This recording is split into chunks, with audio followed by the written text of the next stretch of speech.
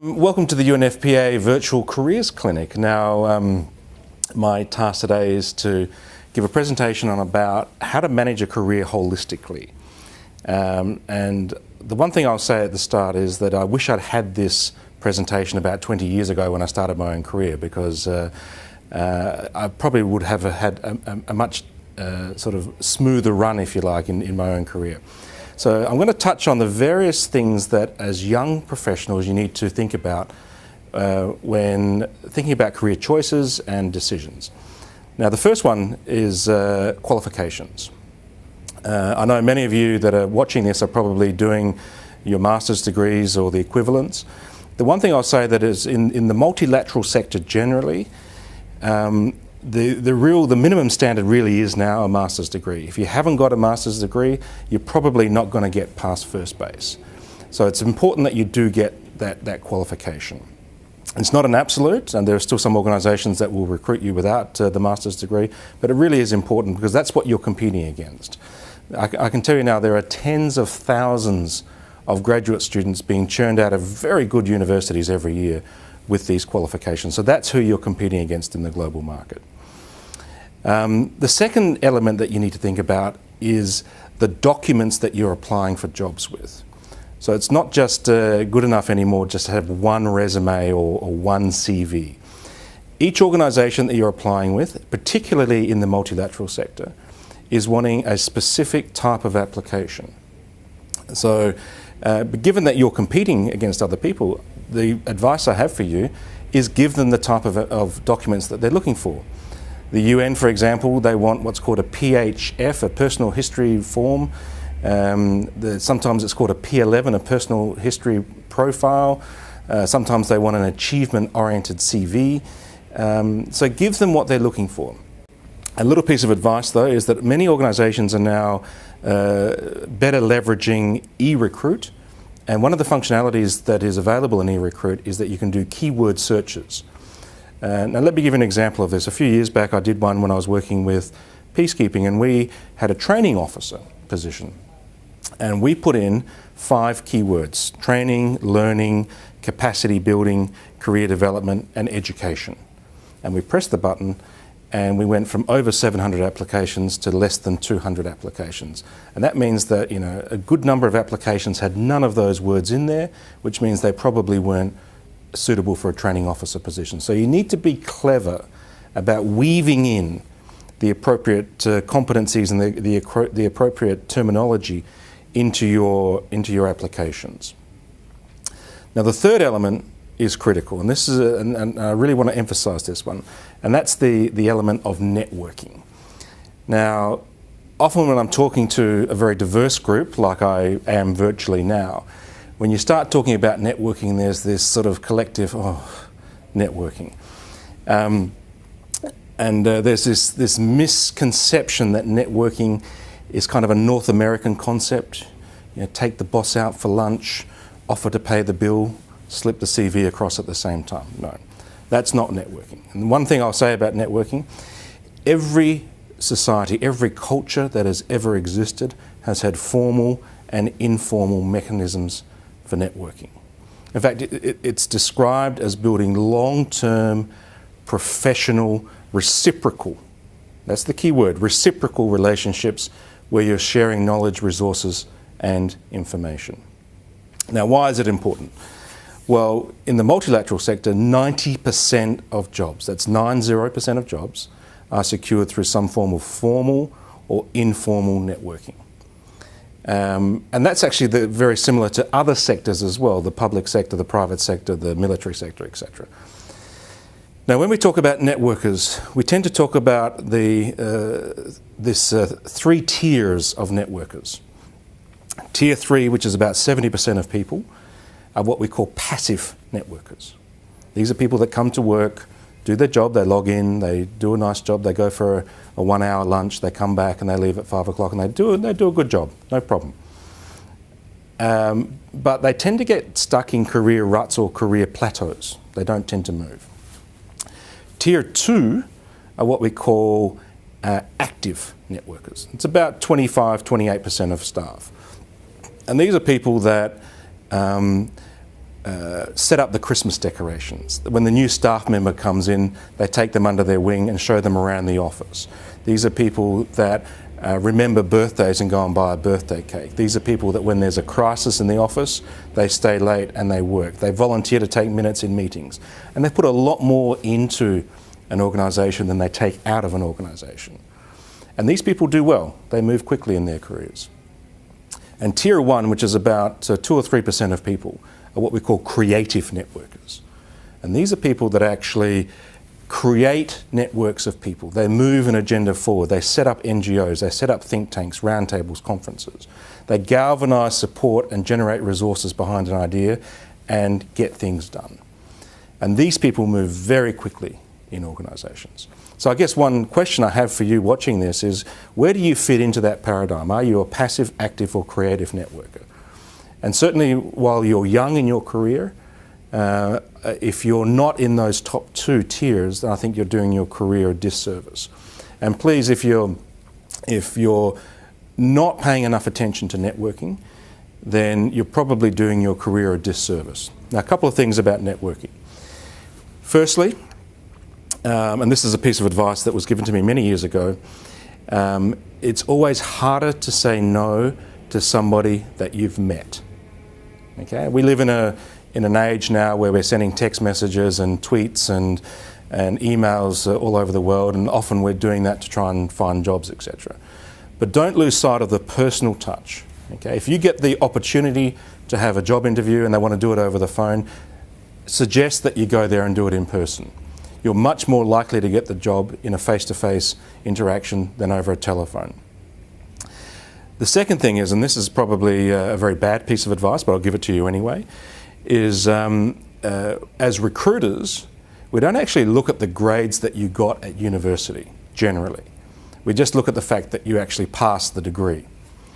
And so what I would say is probably put down the books and pick up a glass of wine or a cup of tea and go out and have a chat with somebody, because you're much more likely to find out about job opportunities and to build networks by doing that socially than by getting good grades. Okay, it's still important to get good grades, sure, but invest in those sort of that social interaction, if you like. Okay, now very closely linked to networking is the fourth component, which every one of you watching this already has, and that is a reputation. All of you have a reputation. Some of them good, some of them not so good. It just depends. Now, why is that important? The way that other people perceive you is vital in your career. How other people see you. Now, your reputation is not what you think other people think about you. It's actually what other people think about you. So if you ask me, do your staff like you, Michael? I say, yeah, they love me. They think I'm the right-hand side of Jesus. You know. If you ask my staff, they say, no, he's a disaster. He's terrible. You know. So often we have a very distorted view of how other people see us. And the way that people see us is a tremendously powerful career driver. Usually it's a one-liner. Yep, great person. I'd love to have him on my team. Writes well, very analytical. Or, no, she's a disaster. Always ruins every team that she goes into. And every one of us watching this has a one-liner associated with us, probably several one-liners associated with us. And I know that from doing reference checks on people. You pick up the phone, you say, okay, what's this person really like? I remember one in particular where somebody said to me, look, he's great, he really knows his area, but when he gets angry, he throws telephones at people. And I said, oh, okay, well, that's actually an anger management issue. So managing your reputation is very important, particularly when you're young and new in an organisation. So a couple of pieces of advice on reputation management. First one, be acutely aware of how you use email. I often say to people, never send an angry email. Save as a draft, close the computer down, go home, have a sleep, look at it with fresh eyes in the morning, because that email can come back and haunt you years later. Years later. The second thing is, with reputation management, is be acutely aware of how you're using social networking sites. A lot of organisations now are asking for access to your LinkedIn page or your Facebook, etc., and they want to see who you're friends with, who you're talking with, what sort of things you're putting on there. And be aware of other sort of simple things as well. I was in Australia, my home country, last year, and I heard something on the radio which absolutely shocked me, and that is that 1 in 5 Australian women have sent a nude photograph of themselves either on a telephone or over the internet. Now that's staggering. That's staggering from a reputational management point of view. And I was shocked at that because I thought, for 2 reasons actually. I thought, firstly, I have never received one, which I thought, I might have if it was a 1 in 5. And the second thing is that these images can be used to come back and haunt people for the rest of their career. So be acutely aware of stuff like that. Exposed tattoos and piercings. Remember that the people that are interviewing you and are making decisions on jobs may not have the same sort of understanding of those social and cultural norms that you have. So be aware of that. The next aspect is the aspect of competencies.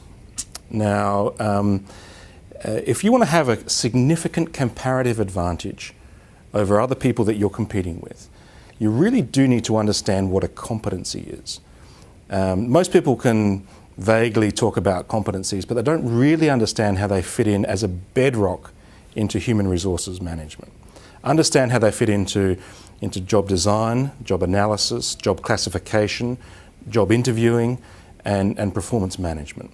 If you have a broader understanding of competencies, you will have a much more competitive edge over the people that you're going for jobs against. The other thing about competencies is that often younger professionals tend to put down a series of jobs or internships that they've had on their resume. Rather than seeing yourself as a series of jobs, look at yourself as a competency profile. Good development professional with capacity in analysis, research, and project management or something like that. So look at yourself as a competency package rather than as a series of jobs. The next component is looking at what I call job satisfiers. And these are essentially, a job satisfier is something that makes you happy when you come to work. Now, each of you watching this will probably have had some paid employment, and some would have been a better experience than others. And try to think about what it is that the ones where you really enjoyed working, what were the ingredients that made you happy when you came to work? Okay, now, from a broader career perspective, what we try to advocate is that if you have an understanding of what it is that makes you happy when you come to work, you should try to align your job choices to what your job satisfiers are. So if you're the sort of person who really likes to interact with people and work in teams and problem solve, probably working on independent consulting is not for you. If you want the sort of person who really wants to be in the field at the forefront of what's happening in international development or global development, perhaps a job at headquarters is not for you. So just think about what it is that actually makes you happy when you come to work. Now, similarly but differently is the next one, which is your value system. Now again, this is something that every one of you watching this has one. You all have a unique value system. And these are the things that you're passionate about, that makes you tick, that you get fired up about. Try to work out what it is that, what your intrinsic values are, and how your career choices can be aligned to these intrinsic values. One question I often ask in interviews is a very simple one. I say, what are the 3 values that are most important to you, and how do these values translate into your work? And regardless of who I ask this question to, often people are stumped by this. And it's not because they don't have a value system, it's because they've never really thought about it. So that's a little piece of homework for you to do tonight. Go home and think about that question. What are the 3 values that are most important to me, and how do these translate into my work? And again, try to align your value system with your career choices. The next component is what I call opportunity scans. Now, the world of work is fundamentally changing. It is changing at an incredibly rapid pace. And there are new opportunities emerging all the time, and there are old opportunities or functions and jobs that are becoming obsolete as we speak. I remember when I first joined the UN, there was a lot of people working in a job called radio operator. That doesn't exist anymore. You know, there was nobody working in you know, website development, because there weren't websites when I joined the UN. So you think about that. How many people do you know that actually owned a mobile telephone 20 years ago? Probably very few, and yet I bet every single one of you now watching this has a mobile phone, and you're connected to the web with that mobile technology. So there are new opportunities arising all the time. Now what you need to do is think about, what do I have in my professional armoury that makes me employable? And if I'm not getting the jobs that I'm going for, why not? What's missing from my professional armoury? So think about what's on the horizon. You know, where are the jobs coming in the next 3 to 5 years? There's a little piece of advice here. There's a saying called follow the money. Now that doesn't mean go for, you know, big dollars when you're looking for jobs. It means where money is flowing, generally there's jobs. Okay, so you look at the geographic area where money is flowing. At the moment it happens to be the Middle East with the Arab Spring. There's a lot of money flowing into the Middle East. But also look at the thematic areas where money is flowing. There's still a lot of money flowing into HIV/AIDS prevention, into the environment and other sectors. So think about where money's flowing both thematically and geographically, and where you may have an entry point. Now the next thing I want to talk about is what we call emotional intelligence, or EQ. Now this is an interesting one, because when it comes down to the last sort of 4 or 5 people that you're looking at for a job, we make an assumption, either through technical testing or through other forms of interviewing, that you can technically do the job. When it comes to the interview though, what we're looking for is your emotional competencies. How aware are you? How aware are you of how your personality coded, how you're culturally coded, and how that may impact on a team? How do you influence people to action? How do you navigate conflict in a team? Because you can be technically very good at an area, but if you're a disaster in a team, we're not going to recruit you. Okay, so again, another piece of advice I'd have for you is do some reading on emotional intelligence, and really look at what it is that makes people successful. And often it's not about IQ, it's about average IQ matched with strong EQ. Often that's the key ingredient for success. The next thing I'll talk about is momentum. Now, probably the reason you're watching this is because you're curious about careers in the multilateral sector and in UNFPA in particular. Now, my advice to young people is they have to start building momentum if they want to access a particular organisation or to change jobs, etc. And that requires something coming from inside of you. You have to build that momentum. You can't sort of rely on your parents or your mates to say, oh, you should be doing this or you should be doing that. No, that has to come from within. And often you have to be systematic about it. You have to be systematically looking at the jobs websites of the organisations that you want to access. You have to start building those professional networks that I was talking about previously. You have to start managing their reputation. You have to start identifying the competencies and the job satisfiers and the values and the opportunity scans. And that requires you to have some sort of momentum. Many of you will already have experience with this. Probably when you chose your universities, you did all the research and made the phone calls and wrote the letters, etc. And that was the sort of momentum for you getting into grad school. The same thing is true of jobs. You have to build that momentum. And sometimes it takes 6 months, sometimes a year. But what you find is once you start building that momentum, then things will start working for you. But it has to come from within you. The final element I want to talk about is luck. Now, you're probably all smiling here and saying, well, of course you need to be lucky to get a job. That's actually not the case. And I want to use Oprah's definition of luck.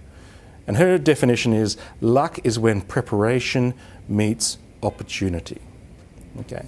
And what I'll argue very, very strongly is that if you're dealing with all of these different elements of your career holistically, and you're really paying attention to them, what you're doing is you're creating the conditions for luck to happen for you. Okay, you're getting prepared, and then when the opportunity arises, you're best positioned to take that opportunity. Anyway, I hope you've enjoyed the presentation. I think hopefully you've got a few points that you can think about to improve the way that you're approaching your career. And on behalf of UNFPA, I'd like to say thank you very much, and good luck.